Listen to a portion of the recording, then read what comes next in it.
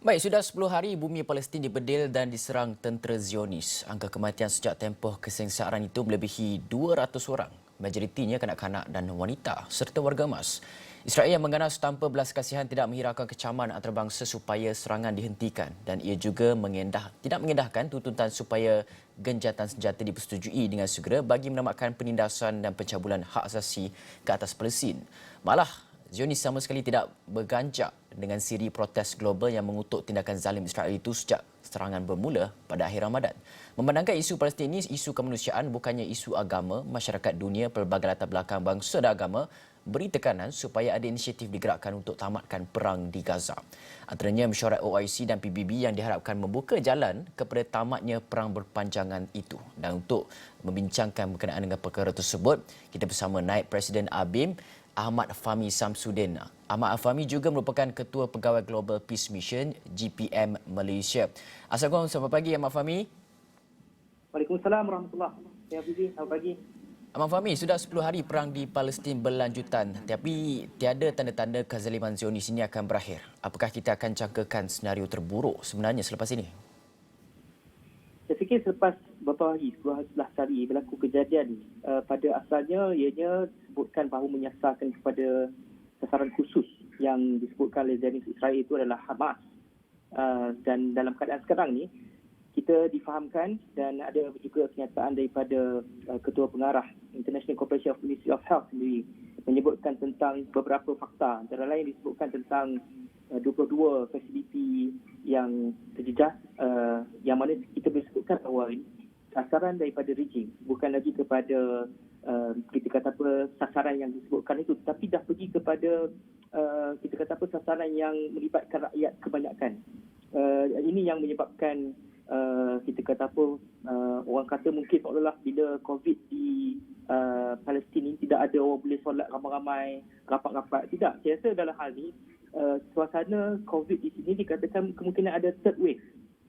Dan juga kita kata apa dari sampling yang ada telah menurun sebab Israel telah menyerang juga makmal laboratory khusus bagi tujuan untuk kita kata untuk kita buat pemeriksaan COVID.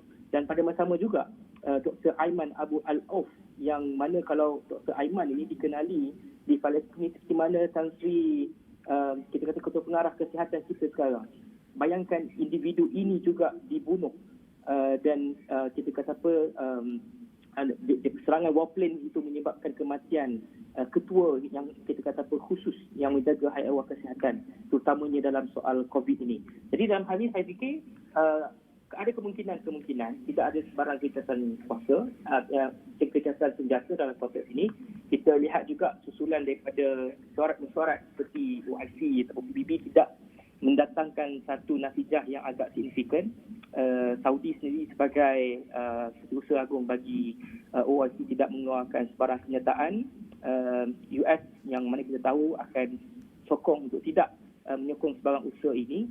Malah mereka saya boleh katakan berada dalam keadaan malu apabila tidak mendapat sokongan ramai, tetapi kita nampak kuasa-kuasa besar lain juga sebenarnya telah sideline ataupun telah menjauhi daripada US ini. Jadi saya fikir tekanan harus terus diberikan kepada rejim Zionis Israel. Pada masa sama juga pendekatan-pendekatan yang boleh dibuat oleh kami sebagai masyarakat sivil.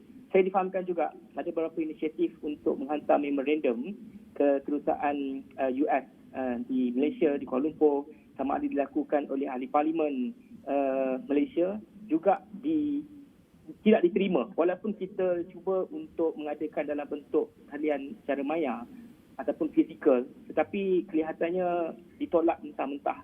Jadi saya fikir tekanan itu perlu terus kita berikan. Kita khawatir kerana tidak ada gencatan senjata, kemungkinan besar tentera Zionis akan masuk melalui jalan darat ataupun akan terus menyerang. Bila mana kita sebut tentang serangan ini, ianya akan menyebabkan Gaza 10-20 tahun terus ke belakang. Dan ia akan memberikan implikasi-implikasi sekiranya tamat ataupun hilang ketika terhentinya serangan-serangan ke dalam Gaza sekalipun. Saya fikir dia akan memberikan implikasi terutamanya kepada soal kepadatan penduduk ataupun orang-orang Palestin yang berada dalam tempat-tempat seperti sekolah, seperti pusat-pusat awam yang akhirnya akan perlu dibuka juga. Tetapi dalam hal ini, saya fikir ini konsekuensi daripada peperangan, kesan akibat daripada peperangan yang mana itu sengaja dibuat oleh rejim Zionis dalam konteks ini sekarang ini. Dan Ahmad Fahmi, sebenarnya solidariti yang bagaimana yang perlu ditunjukkan oleh rakyat Malaysia dalam membuka mata dunia berkaitan dengan jenayah yang dilakukan Israel terhadap Palestin itu sendiri. Apa yang perlu kita lakukan? Serangan-serangan dilakukan di media sosial dan sebagainya. Adakah ini sedikit sebanyak memberi impak, membuka mata masyarakat dunia, masyarakat sivil dunia ini berkaitan dengan apa yang berlaku sebenarnya di Gaza?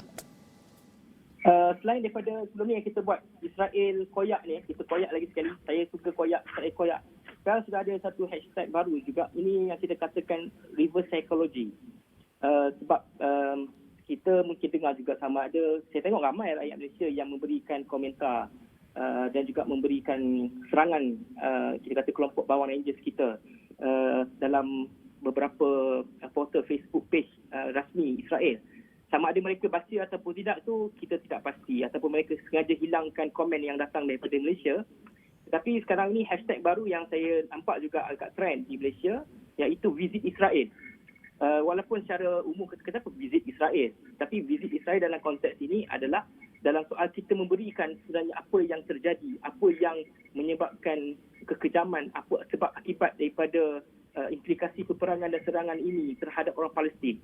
So saya rasa pendekatan kreatif dan juga berstrategi ini perlu diperhebatkan dalam konteks itu di Malaysia. Dan saya ingin umumkan juga, alhamdulillah semalam kita telah mengadakan sidang meja. Saya mewakili Ahli Majlis Tertinggi Malaysian Youth, kita kata Mike Aqsa Defenders. Kita telah keluarkan kenyataan secara rasmi menyebutkan tentang bagaimana hari ini kita mengucapkan terima kasih atas sokongan rakyat Malaysia kerana kita berjaya untuk mengumpulkan dalam tempoh Jumaat yang lalu sehingga semalam kita berjaya kumpulkan sekitar 17.8 juta dana untuk Palestin. Jadi kita akan pastikan dana ini sampai, kita akan terus bantu sehabis mungkin dalam usaha ini untuk kita meningkatkan momentum tekanan daripada luar untuk Malaysia. Dan saya fikir dalam hal ini semua kerajaan negeri ataupun semua entiti ataupun semua stakeholder lah kena bersolidariti. Kalau ada yang bangunan tinggi, sila nyalakan lampu mereka untuk kita tunjukkan bahawa kita bersama dengan mereka. Ini adalah merupakan kita kata inisiatif kecil bagi menyatakan peridaan kita dan solidariti kita kepada Palestin. Okey, baik. Terima kasih Ahmad Fahmi Muhammad Samsudin, Naib Presiden AB. Masa sangat mencemburui kita. Minta maaf Ahmad Fahmi. Okey, itu saja dapat kami bawakan untuk blog ini.